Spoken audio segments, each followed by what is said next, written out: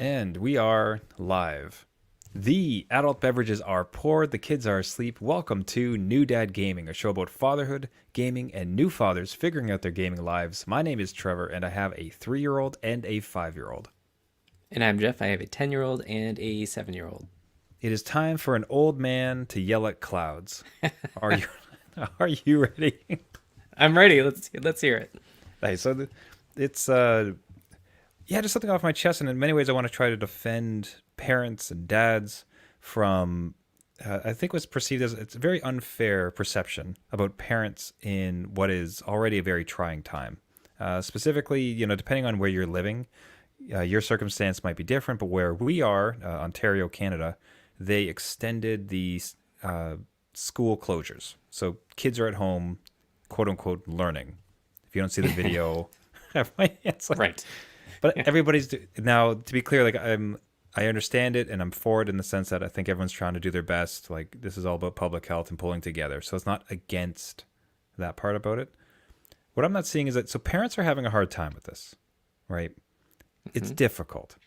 Yep. Like it's either like you have to stay home. Maybe one of the parents or both needs to leave their job to do this part of it. The kids are struggling. Like it's not easy for them. Like, hey, 5-year-old, sit quietly in front of the screen by yourself all day. Yeah, excellent idea. This could be great. Yeah. The teachers, it's hard on the teachers. Like that's not the same. That's not what they signed up for. I think they get a kick out of being with it. So it's difficult across the board. What you'll hear parents lament this. It's difficult. Damn, it's difficult. Like, oh, this is so hard. I can't believe they extended it. Oh no. And what Yeah. I'm really sick of is that pushback to parents where it's like oh like you don't want to spend time with your kids, like oh you don't want to be like with your kids, and it's like you don't get it, man. That's not, that's not you try being with my kids. No. That's right. You come over here. It's this is a really difficult time to be a parent, I think, generally in our evolution, right? You go back like 4 or 5 generations, and inside of any particular household, I think you had, if not sisters and brothers, you had grandparents, you had people kind of nearby. There was actually really a community of people around helping you raise your kids. And if not that, at very least, hey, 6-year-old, go ahead to the park by yourself. No one's going Yeah. to judge me. No one's going to call the cops on me because my 5-year-old's out front playing by himself kindly. So between these like social pressures and the fact that there's no family support, right? Everybody lives in houses in vastly different cities, like completely far apart. So you're just two parents with two kids trying to do your best, right? And it's such a different markup. Like it's so different from how I think people raise kids at any particular point. And and here's my general thinking on the calculus of it, where like I don't know if you've kind of noticed somewhat of the same, but when we used to get together with friends or with our family, right? So like you would change the ratio. So here's the ratio: 2 kids, 2 parents, 100% effort. Like Right. you Yep. are just completely focused on those kids not jumping off of the back deck. Yeah. On top of each other. Yeah. Everything. Yep. Right? Like it's 2 kids, 2 parents, 100% focus. What I have found in my getting together with other parents, it'd be more like, let's say 4 kids, 4 parents, 50% effort. There's just something about when kind of parents and adults get together where, okay, you keep an eye on the 4 of them, the 3 of us will kind of do other things. It's going to free us up. Yeah. And it's something about kids too, just where that's a bit of a herd mentality. They're watching each other, they're helping each other. Like age differences can help as far as Yeah. like older ones kind of shepherding the little ones. No, put down the scissors. Like let's all play. Like they entertain each other a little bit too. It takes that burden off. So 2 parents, 2 kids, 100% effort. 4 parents, 4 kids, same ratio, half the effort. I swear that's the case, and I think that's true for teachers too in some small way. It's not easy, but it's just like if you can have a bunch of kids all participating, I think it's just self-enforcing. Am I way off base here? Is it not just different and difficult for us? No, I totally hear you, and I think I do agree. It's way more difficult right now where everybody's going just full tilt trying to get things done, And if you introduced, again, pre-pandemic, before when we could gather with other people, like birthday parties and stuff, you had way more adults and less of the effort because yeah, the kids would just enjoy each other's company or they would figure out things on their own. There'd be that social community that kind of forms. With teachers, I don't know how they do it. They have 20 screens that are all individual kids with their own individual problems. Like things are going on in the background in every single household. I've sat here and watched my 7-year-old, and it's got to be really, really tough for teachers just to hone in people playing with, not only like the webcam settings, but like what's going on behind them. And they don't have that kind of focus anymore. So yeah, it's tough. It is tough. I don't want any complaints. I don't want people saying you don't want to be with your kids. What's going on? Like we're just holding together here. Like Yeah, it's just like they were going through a hurricane. We are just holding yeah. on to the side of the ship, hoping not to be flung asunder. So it's just disheartening to have parents attacked if they show any signs of unhappiness around the scenario. And it's look, man, like I adore, as I said last episode, like I adore my kids and I'm so happy they're here. But damn it, if this is not just extra stress, which makes it so hard. Absolutely. So it's utterly unfair to parents. Like, dads, I'm out there. I'm on your side. I'm defending you. Don't listen to them. It is exceptionally difficult to be parents right now. So don't listen to the haters. Don't No, forget. absolutely not. All right. So we're going to follow up that darkness Right. with a bunch of light. We are so excited for this. You might have, if you have listened to the show for a while, we used to have a segment called Gaming Dad Victory of the Week. And darn it, if this week we are not bringing it back, cue the music. Gaming Dad Victory of the Week. Each week we feature an exceptional gaming dad, and often their kids, who are doing fatherhood and gaming so well. Each week we are looking to showcase wonderful moments in gaming dad victories, a game that was beaten, a kid achieving a milestone inside of your game, just anything else to do with gamings and kids. We really want to celebrate the community. So excited to get this back with us. And this week's Gaming Dad Victory of the Week goes to Jordan and his kid, Jean-Luc. So most specifically, Jean-Luc successfully beat Lego, his Lego game. Sorry, I gotta pull up the actual number for it too. Worked on weeks.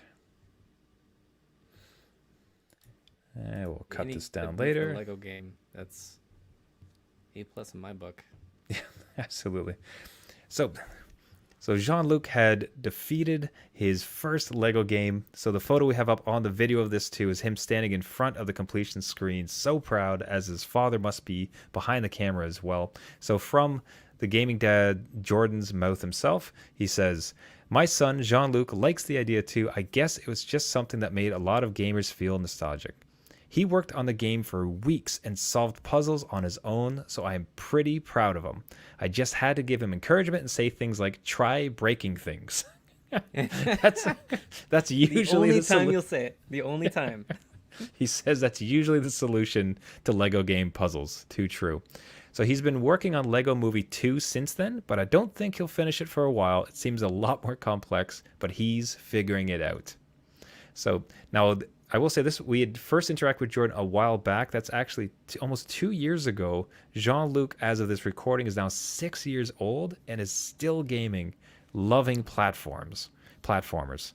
So, man, that beating their first Lego game, like how like thrilling for them. Did you have a moment like that with yours, Jeff? Yeah, absolutely. I think everybody kind of like pins that in their memory on their first game that they beat with their kids or witnessed them beating the game for the first time.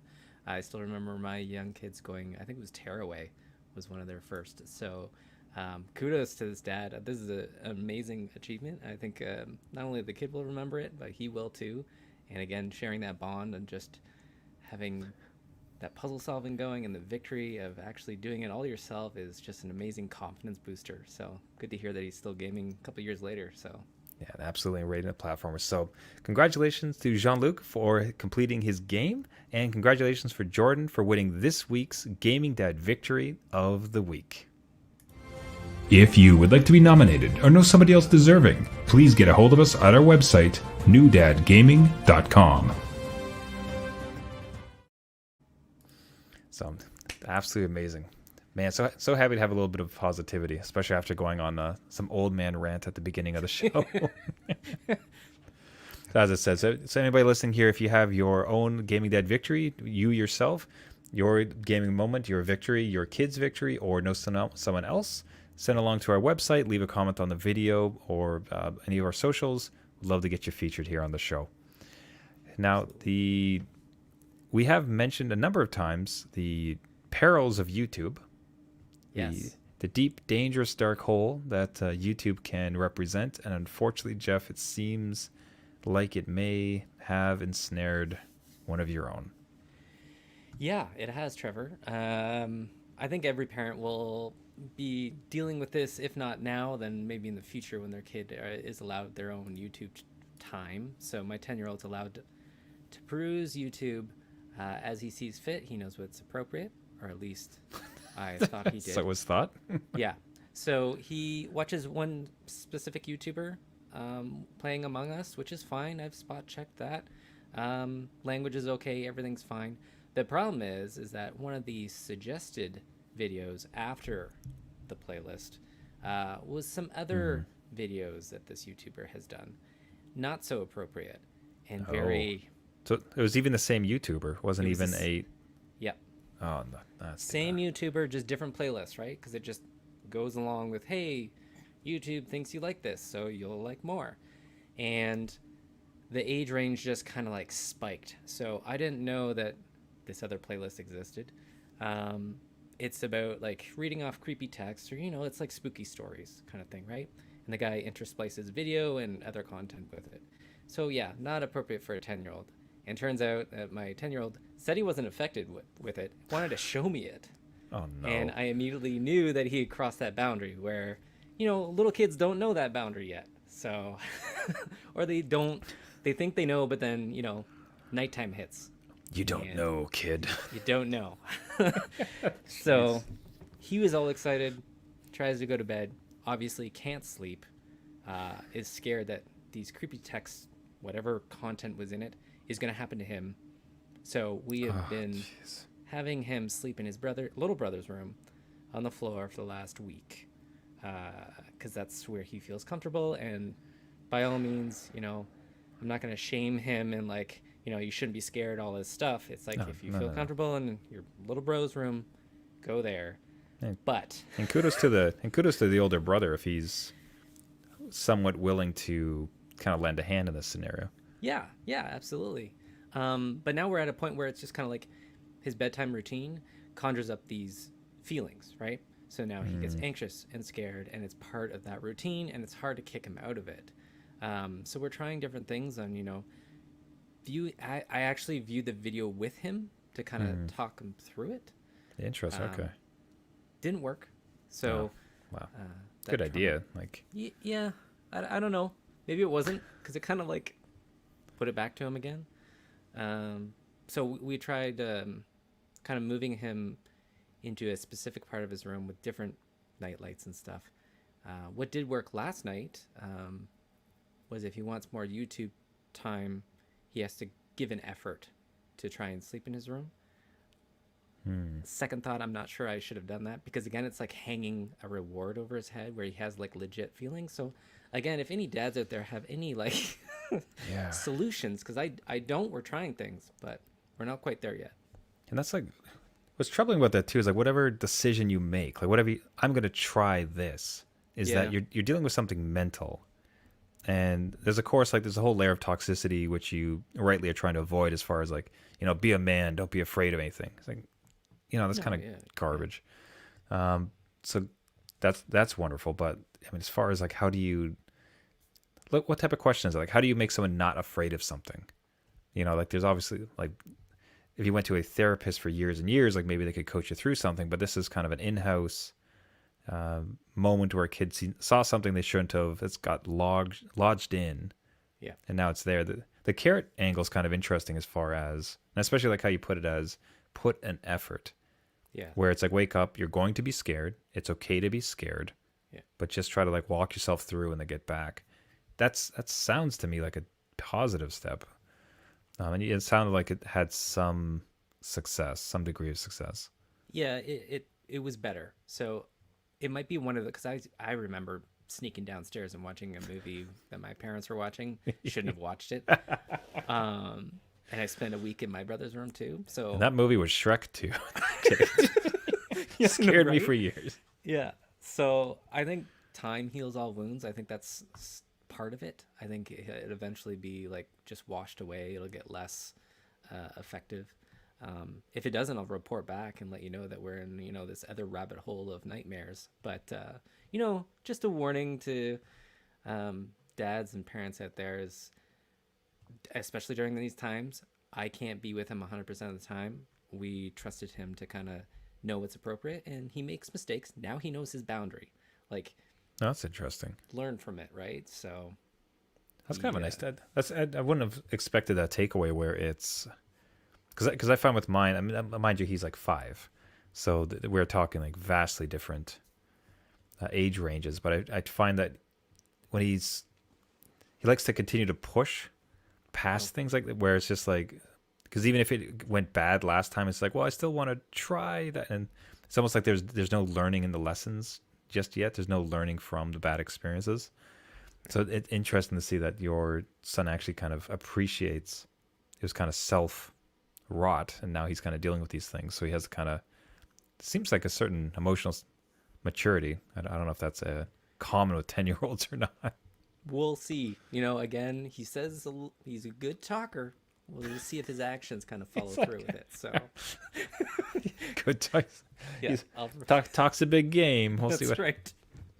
Yeah, so I would love to see from any gaming dads out there that have suggestions, because not only you, I imagine like in this media saturation that we currently have, just where it's television, tablets, and especially at this moment when all kids are watching a little bit too much screen time, and parents just need, I got to take a meeting, I got to go do some work, so like just please be on the tablet for like 10 minutes while I do this stuff. Yeah. The opportunity for this is quite abundant in current times. So yeah, any gaming dads with some suggestions for us would be Please. very well received. Absolutely. I'm open.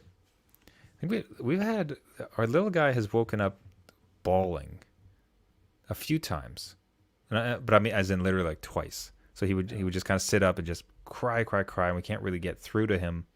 He wasn't really able to describe what it was, but he just seemed to be super sad about it, and like came into our room. Difference being that he just like plopped down and fell asleep immediately, and never kind of resurfaced. That's about the only experience we've had with it so far. I do like, as a side tangent, my other son seems to, it's either he's telling the truth and it's a very funny dreaming sequence, or he's lying and he's trying to manipulate where he's, it's just funny how he has dreams every night, and then he comes and tells us them, and the dreams are very much just exactly what he wants. Where it's like, hey, I had a dream last night where I came downstairs and you and we played video games, and it was a lot of fun. And he just like leaves it there. He's like, Yeah. That sounds like a great idea. Doesn't that sound wonderful? And then we went to the donut store and we got some donuts, and our dog Moogle was very happy.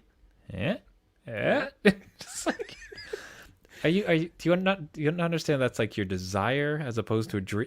Are you thinking dream as in it's my dream that you'll let me, like when I ask you, did you dream anything? And you're just like, yeah, like I dreamed that you'll let me play video games this morning. Yeah. It's like, No, could you not? That's not how it works, son. I don't hate. buy into that though. If it works, all the power to him. Don't hate the player, hate the game, I suppose. But it's like you're not pulling that on me. No. Nice try though. And speaking of dreams, what's some news that came up this week?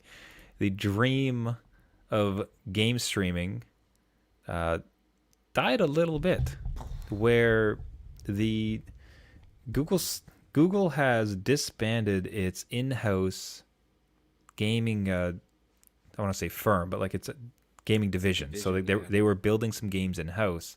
That's been disbanded. Now, that doesn't mean, AKA, they're going to cancel Stadia next month. it is concerning. Yeah. So I don't know what your take is on this. Like it's kind of hard to read. I'm worried about reading too much into it, but I'm also is it kind of like a smoke signal of where they stand on it? Yeah, I think when you get rid of like your first party games, it's kind of signaling that the writing's on the wall. You're probably going to sell this tech off to whoever, or sell the tech in parts. So it's kind of interesting in a time of lockdown and pandemics and everything is streamed, that they wouldn't really push more for first party success and them as a platform. I just think like now is the time. Like if anything was to show how streaming works, and even with Cyberpunk, like how most systems can't run it, but Stadia's version was amazing. Apparently, Like, yeah. that seems like this is how it is, and to kind of get it out to people. And again, I think even with my kids streaming stuff that's just like Roblox, which is like in browser stuff, like Stadia would have been a good transition to kind of get them on board. And it's kind of sad to see that first party games are like no more for them. They just didn't buy into it, gave it a year, and then out. So I'm curious because it's just there's some part of me that does wonder if it's almost like to be optimistic about it, where Cyberpunk was so successful. It's like, you know what, like this is what are we? Are we CD Project Red? Are we going to be so good as a game company that we're going to be able to produce these titles that actually move the needle? Or are those resources better focused on securing those type of contracts and like producing better tech that actually makes it work? Are we just kind of like muddying the water by bothering trying to produce games? Let's focus on our strength and double down on games. I mean, my concern generally is like as gaming dads, like the idea of streaming games I think is really powerful for us. I mean, we had we'll talk about this next episode, but we had a gaming dad who was concerned about how much he's going to be actually able to game. Right? Like, I'm a new dad. This is my hobby. I don't think I'm going to have time. One of our responses was, consider gaming, like streaming. So between Xbox and GeForce Now and even Stadia, like if you can game wherever you are in your house, like that's kind of a potential. So, but the idea for gaming, so I like its potential for gaming dads and its enablement of gaming anywhere. So what's concerning though is like for a gaming dad who would want to plop down the money required for this. So Google Stadia, you got to buy the controller, $100. Yeah. Its particular model, you have to buy games. So you would have had to purchase CD Projekt Red. And now with your limited dad funds and limited dad gaming time, you're starting to see these chinks in the armor. Oh no. Just like, yeah, again, like where did those licenses lie? Like if you bought a third party Google Stadia version, do you get that license back if Stadia goes up? Like if I bought Assassin's Creed, do I get the PC license? Like does it like I don't get it. Like is it Stadia only license, and then I've spent all this money building up this library and it doesn't work anymore? Like yeah, I don't know. Because I mean, like it's been a weird enough transition. I know of the two dads here, like you're much more the proponent of physical media. I've tended to really enjoy digital. I mean, but I saw it more as Steam in the sense that my Steam library theoretically exists in whatever computer I get. I can just play it on. Of course, if Steam decides to blow up their database, I lose all games I've ever had. Right. That's a problem. But when the value proposition is already so murky as something with Stadia, and then you start to see these problems in it, and now again, gaming dads surveying the landscape. Where am I going to place my bets? Ugh.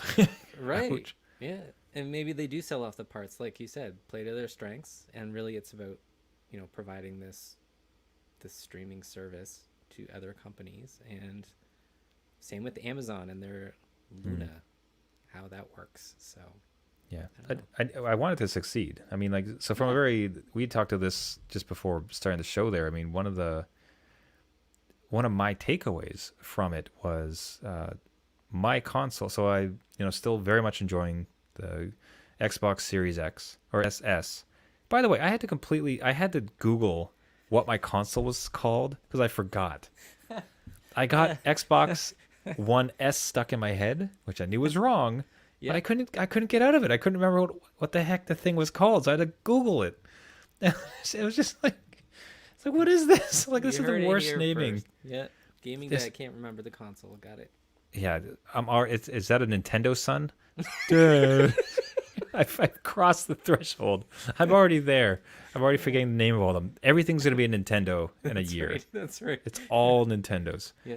Anyway, so what took me away, what you and I were talking a bit before the show, is if I was to lose game streaming, and I mean streaming, sorry, like the Xbox Game Pass, Yeah. which I see, it's kind of like, it's like Netflix in a sense, except you have to download the movie first before you play it. Unlimited games. Right. If I lost that, this console would be dead to me. Like, it would really not be. The load times is great, but it's like, okay, I'm gonna have to buy like a brand new library of all these games for this thing compared to what I had on PlayStation, et cetera, et cetera. Compared to what I found interesting is that you currently don't have any kind of subscription really with PlayStation, and you would be just utterly happy if you got to just like keep using it. So it's kind of an interesting dichotomy between the two of us. So does that make you more reassured in your purchase and your decisions? Like, given that there's some tiny bit of drama in the game streaming world? Yeah, like I think, again, I really prefer Sony's first party offerings. I think they dump a lot of money into their first party games. Nintendo as well, right? They just live off certain franchises and try to keep them going, and then introduce new ones and try to keep those going. So I can see that's their focus. With Xbox, their focus is very much Game Pass, and they're trying to get into more games and acquisitions. The thing that I like about Stadia kind of being part of the service part is that they're not going to like try to snipe exclusives. So now as a gaming dad, I don't have to like, oh, my son wants like this exclusive Fortnite skin. He has to get the Stadia version to get that, and not the PlayStation version. You're just further splintering the community, which I never liked to begin with. So that's kind of a good thing to come out of it, hopefully. But yeah, I'm very much a proponent of games first and then figure out the services. But there's two sides to every story. Like, again, I got it. One little counter though is that I have opened up my Xbox a bit to my son. Again, like as per the last episode, we playing Plants vs. Zombies. Oh yeah. But when he wants to try out a game, I could just scroll through the whole family true. section. Which one does he want? That's For true. you, that's a $60 to $80 bet you got to place down. Yep, it's not happening. It'll be like past stuff. Like, oh, here's all the stuff I already have. Yeah, Pick just from like- that. It's just a sock shovel drawer it. full of, yeah, just like the old toys come out from the couch. These are all the ones I got. What's that? You want to be like today's hero, Jean-Luc, and finally beat Lego? No, I don't, Dad. Yes, you do. Here you are. We're doing Lego again, son. Yeah. We got to eat. All right. And we'll wrap it up there for this week. Everybody, thank you so much for listening. This has been New Dad Gaming.